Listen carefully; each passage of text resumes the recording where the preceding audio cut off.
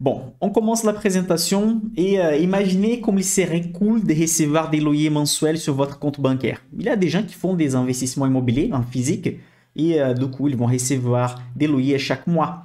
Sauf que ce n'est pas la réalité de la majorité des personnes. Il y a des personnes qui ne peuvent pas faire des crédits ou simplement possèdent déjà un bien immobilier et veulent diversifier. Donc, peu importe si vous avez beaucoup d'argent ou moins d'argent, peu d'argent, vous pouvez commencer à investir et recevoir de la rente passive. On verra ça aujourd'hui.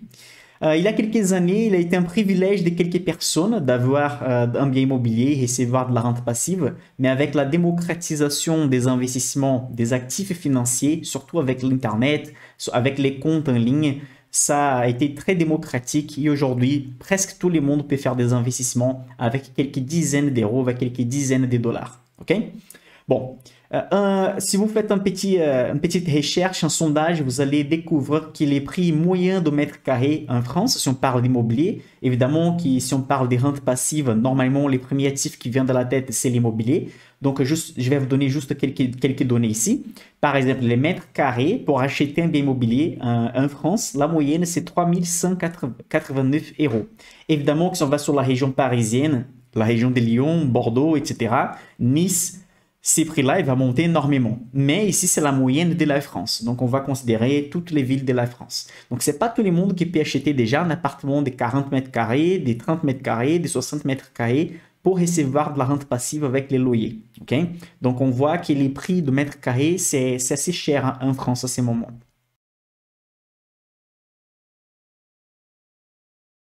Bon, peu de personnes possèdent ces montants disponibles pour recevoir de la rente passive. Et donc, c'est difficile de faire un investissement dans un seul coup. Okay?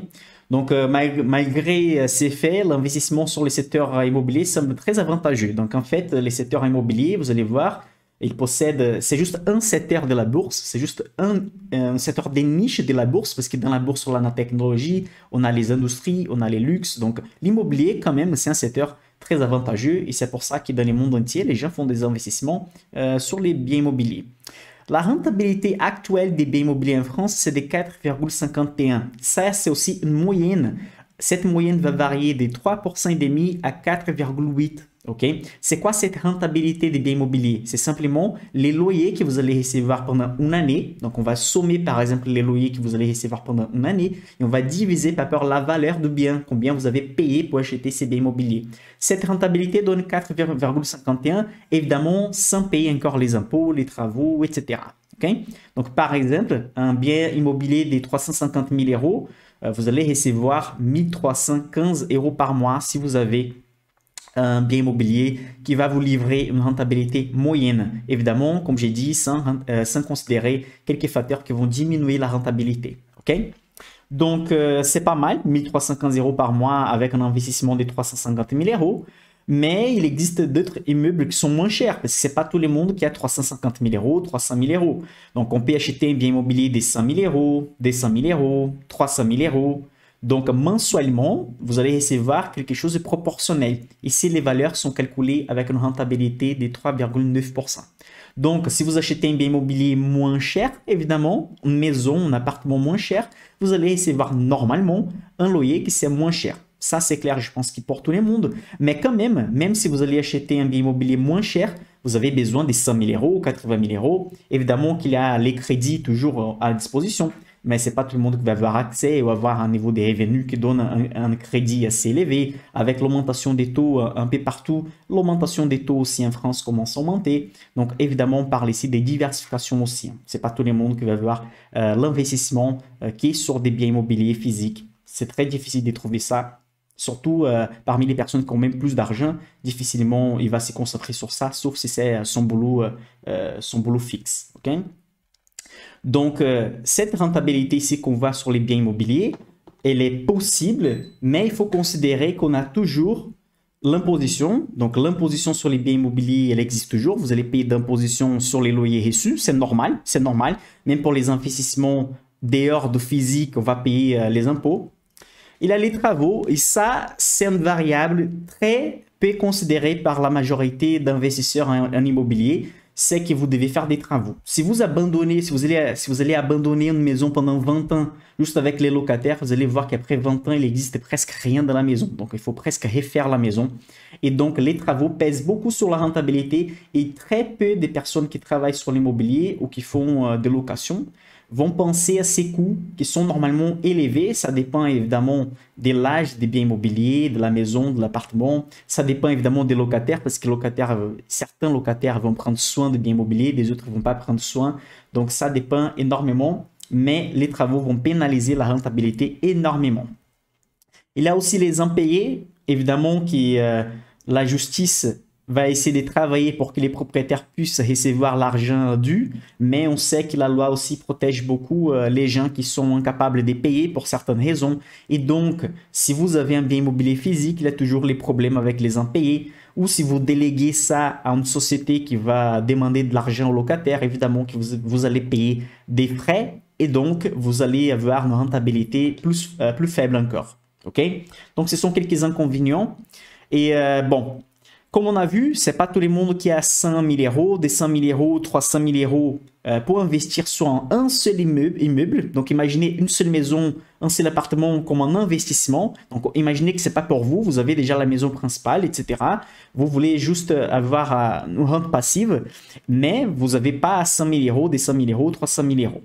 Comment on peut faire pour recevoir de la rente passive avec moins d'argent?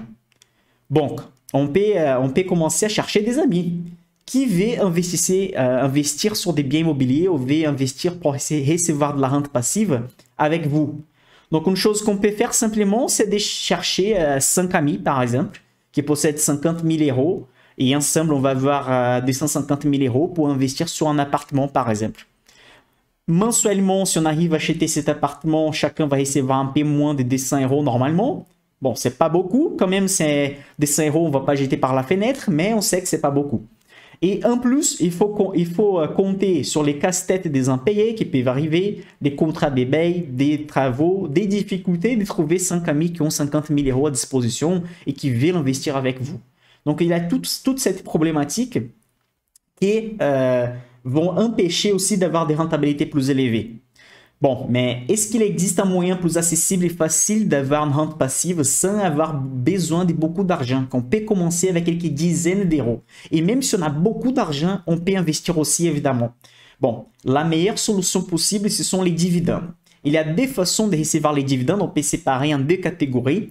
Une catégorie sont les fonds immobiliers et l'autre catégorie sont les foncières. Ce sont les sociétés cotées en bourse qui travaillent avec de l'immobilier et aussi, pourquoi pas, les sociétés à dividendes. C'est une troisième catégorie qu'on va discuter. Pas aujourd'hui, on va laisser pour un autre live. Aujourd'hui, on va voir les focus sur les REITs, qui sont les fonds immobiliers américains, et les SCPI, qui sont les fonds immobiliers en France. Je vais donner toute la base pour que vous puissiez comprendre comment ça fonctionne, pour que demain, on puisse analyser quelles sont les variables en fait qu'on doit analyser pour acheter un bien immobilier coté. Ok? Imaginez que pour une vraie maison, je vais changer juste la caméra rapidement ici. Imaginez que pour un bien immobilier physique, vous allez chercher la localisation, combien de mètres carrés, combien ça coûte, combien les loyers moyens dans la région. Évidemment que si vous allez acheter un fonds immobilier, donc un REIT, un SCPI que je vais expliquer en détail ce que c'est et comment on peut acheter, évidemment qu'il y a quelques variables à regarder. On ne va pas juste regarder les noms et acheter. Si on va investir de notre argent, c'est de l'argent de travail, c'est de l'argent sérieux et c'est de l'argent qu'on souhaite investir sur les très longs termes. Il n'existe pas d'argent facile, il n'existe pas des rentabilités fabuleuses des 30% par an, 40% par an. Ça peut arriver sur certains actifs, mais ce n'est pas ça qu'on va trouver avec peu de risques ou avec un risque maîtrisé. Ça marche? Je veux voir qui est arrivé ici depuis qu'on a commencé. Allez, allez, allez. Bonsoir tout le monde. Sébastien est arrivé. Xavier aussi. Allez. Bon, je repasse sur la présentation. Donc, ici, on va diviser cette présentation et les sujets d'aujourd'hui. La catégorie dividende, comment on peut recevoir de la rente passive en deux catégories principales. Les sociétés IMO, on va diviser entre REITs et SCPI. Et les autres sociétés qu'on va appeler des sociétés à dividendes. Parmi les sociétés à dividendes, on a les foncières, qui sont des sociétés cotées en bourse. surtout en Europe, en France, liées à l'immobilier aussi. Okay? Donc, on a aussi parmi les sociétés à dividendes, les sociétés industrielles qui vont verser une partie des résultats vers les actionnaires, les sociétés de luxe, boissons, consommation. Okay? Donc, on va séparer en deux catégories. Aujourd'hui, on va rester sur celle à gauche, les sociétés IMO, les REITs et les SCPI.